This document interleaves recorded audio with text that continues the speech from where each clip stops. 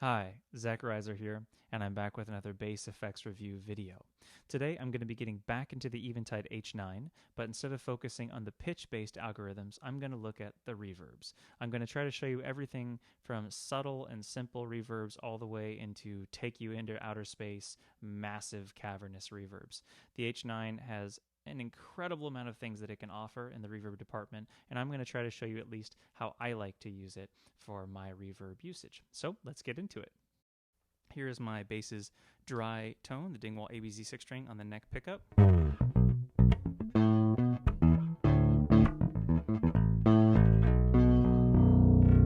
Okay, now one of my most used reverb effects, period, is a simple light hall reverb. So let's put that on here with my dry bass.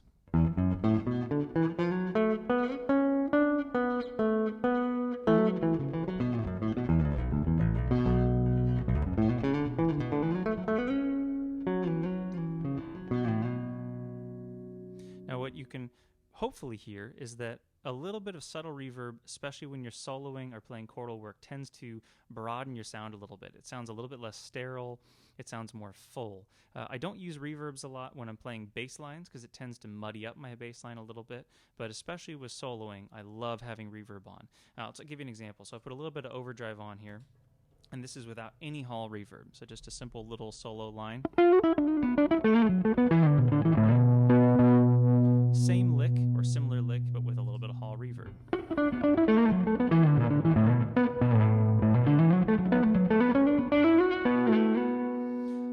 So it just helps connect each note, one into the other. It kind of gives it a natural ambience like an acoustic instrument would have, but I don't play an acoustic instrument, so it kind of aids my sound a little bit and sounds a little bit fuller.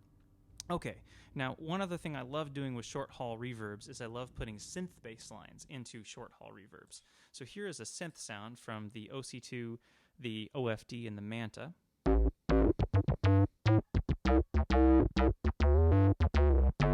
now here's the same similar line running into a hall reverb.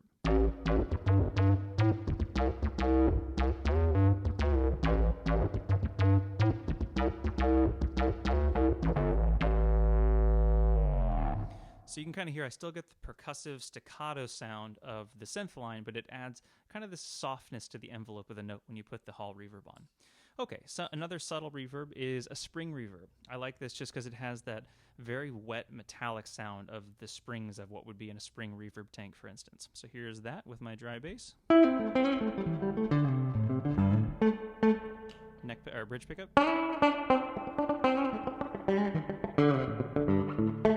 Sounds kind of funky with the compressed run.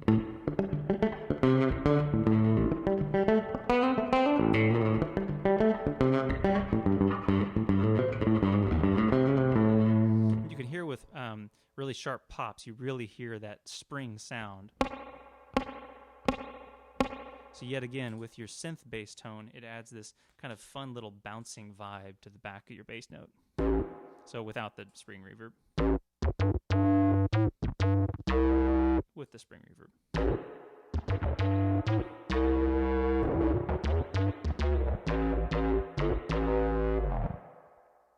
Cool. All right, let's move off of the subtle reverbs and let's get into some more extreme settings, which is really the way I like to use this pedal. So one of my most used reverbs is this, which is a really big, kind of just huge hall sound. I'm kind of trying to make it sound somewhat realistic, so it's not over the top, but it is a very big hall. So here's my dry bass with this vibe.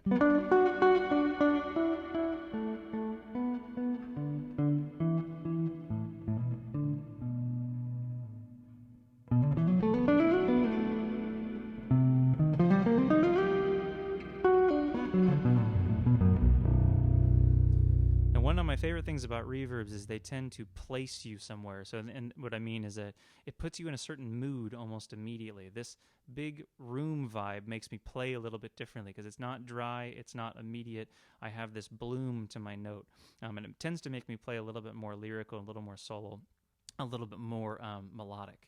So here's with a little bit of overdrive with the same sound.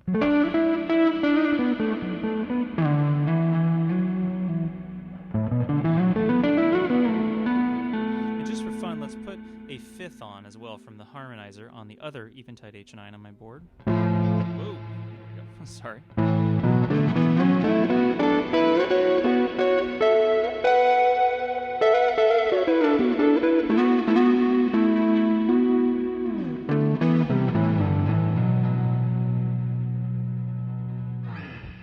All right, let's move on to an even more extreme reverb setting, which is probably honestly almost worth the price of buying an H9, and it is the Eventide Spaces Black Hole Reverb. I have yet to find a reverb that gives me the same kind of immensity that this thing has. It puts you in this massive, massive space. The only thing that comes close to me is the Strymon's Big Sky Cloud setting, but that's a little bit different. This is a little bit darker and heavier. So here is a certain black hole setting.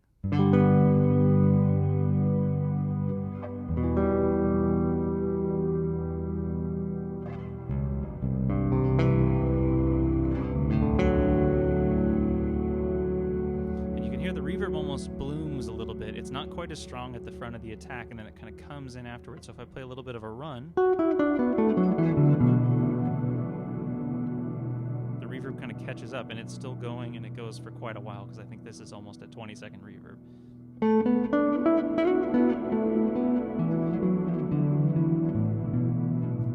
Now if we want to get even more extreme, let's go to a different black hole setting that I have. And now this is closer to like what Sigaros might use. This is just ridiculously over-the-top reverb. So here is a tiny, tiny little melodic line, and to give you an indication of how much reverb can do for the mood you set, let me play the line without the reverb.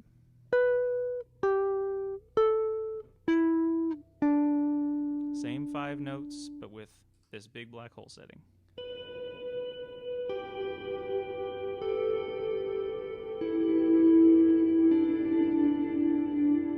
With 5 little notes from my electric bass, I practically have a scene out of, a dramatic piece in a movie.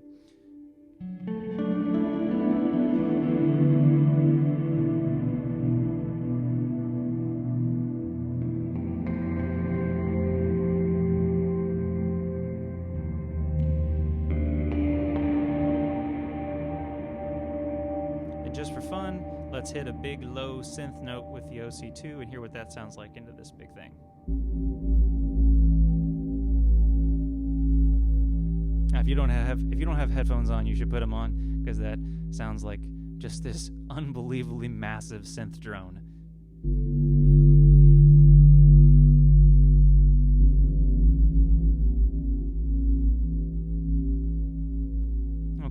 So hopefully that gives you a little bit of an idea of the black hole setting, but I got one more black hole preset because I really love this reverb. Totally different. This is kind of a reverse reverb. If I put my dry signal in with the expression pedal, it sounds like this. You can hear it swooshes in from the background.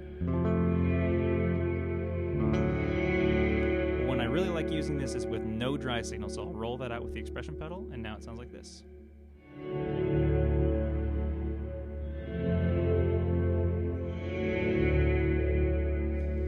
Put a little bit of overdrive or distortion on, you almost get a bowed string-like sound leading into the reverb.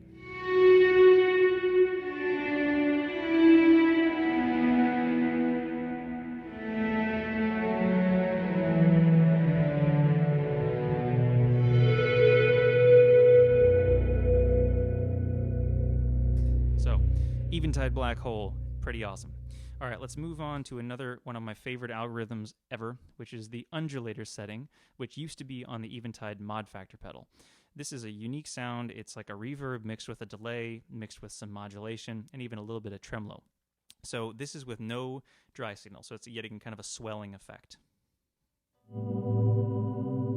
It's also pick sensitive, so if I play lightly, it basically just sounds like a reverb with some modulation. Just like this ghostly, creepy sound. But hopefully you heard there as I plucked a little harder, I got a little bit of the delays coming in. Like that. I love sounds like this, so if I plug soft, it's just a reverb. If I plug harder, it turns into this crazy delayed calamity.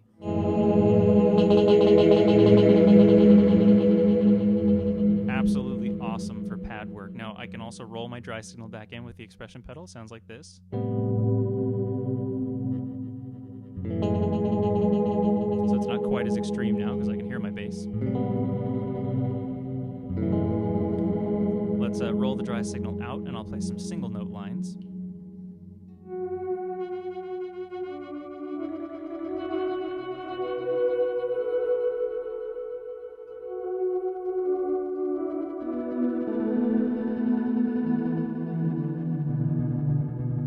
One thing I really like with this is I like to take the Superego. So here's the Superego by itself, 2 chords on the Superego.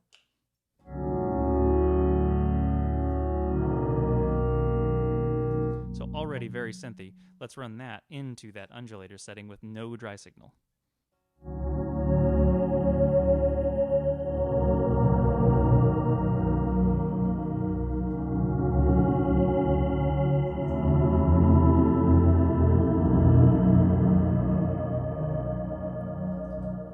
So we have some instant synth pads there coming right out of the spaces, or the Eventide's reverbs. One other reverb, just because people like these a lot, I will show, is the Eventide's version of a shimmer reverb.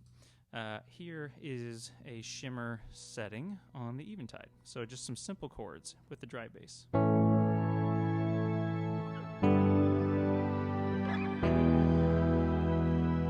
I'm actually not a huge fan of this reverb setting, but it is cool if you kind of want to get that angelic choir sound in the background.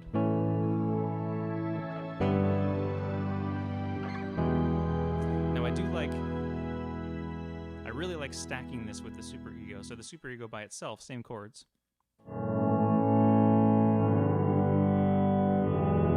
And now let's add that shimmer reverb on top of that.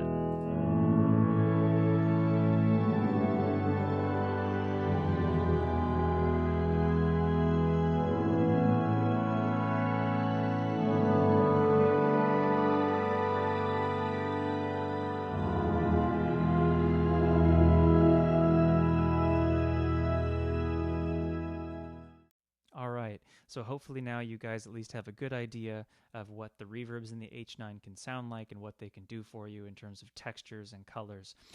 If you enjoyed this video, please subscribe below, and I will be back shortly with more pedal demos and performance videos. So stick around. Thanks.